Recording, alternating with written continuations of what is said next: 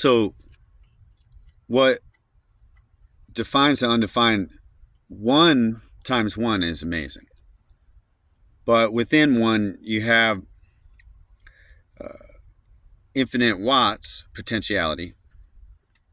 And within the void, you have, within the 1, you have infinite watt potentiality, which can, when it expresses itself into the void, have any variation of wavelength separation or rate, but those are undefined as 0. And those two zeros turn into plus A negative B when C1 interacts with the nothing, the void. And then the power is what relates it back to C, which is really could be called 1. 1 equals infinity. C equals plus A negative B. And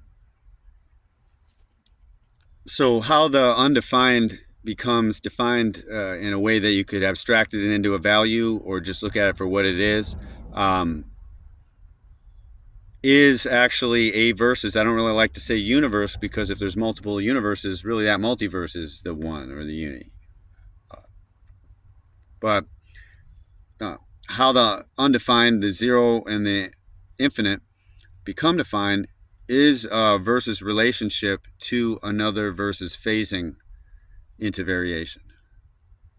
And this could be on any of the complex value sets that are developed within them.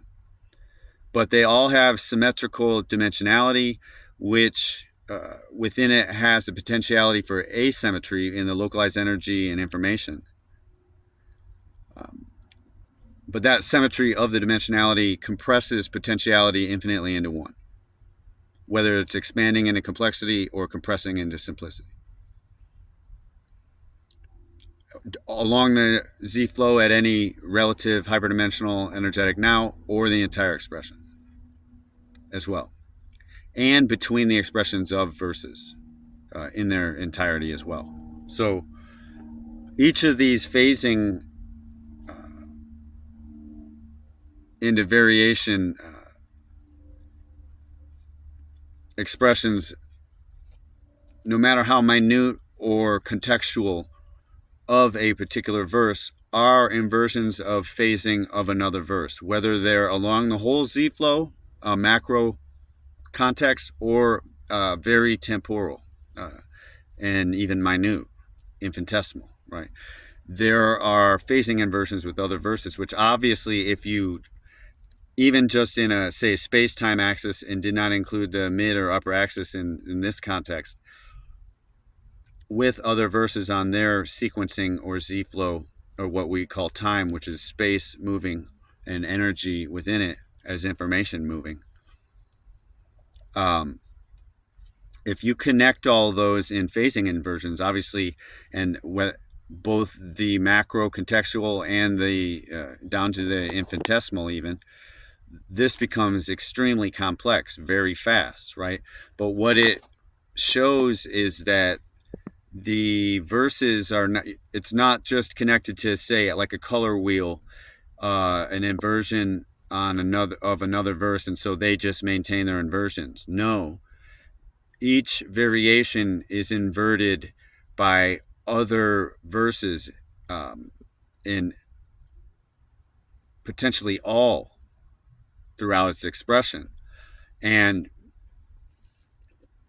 this itself creates a multiversal hyperdimensional structure that is very complex. And what is between the universes C is not dimensionality. And since it has no rate, it is responsible for simultaneousness within verses and continuity as well as between them. And it's how these inversions are possible.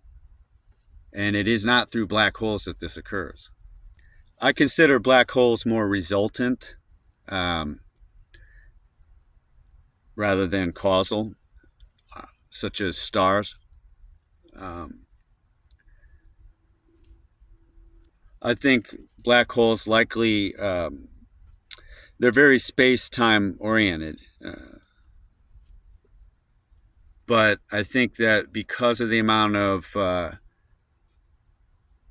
power that they have as mass, they do reflect back up to the mid-axis in some effects. Not that on the mid-axis, say, plasma spectrum energies would be sucked into that black hole, but it would affect the expression of those in the fields associated with that space-time area in the overlay. And that this, the initial expression of that reflection would be energetically, hyperdimensionally, there'd be a ratio, it would be smaller in comparison to the space-time black hole. And this would continue in the plasma energetic spectrum. It would taper in this ratio until it had no effects, hyperdimensionally, ascendantly so. But that is a reflection and not a causal aspect, such as I think stars would have, which have their own grid in an organized way. And I think that black holes could have a quantum kind of interaction even with each other. But it's more on the resultant end, which is space-time, where causation is finalizing in the hyperdimensional structure.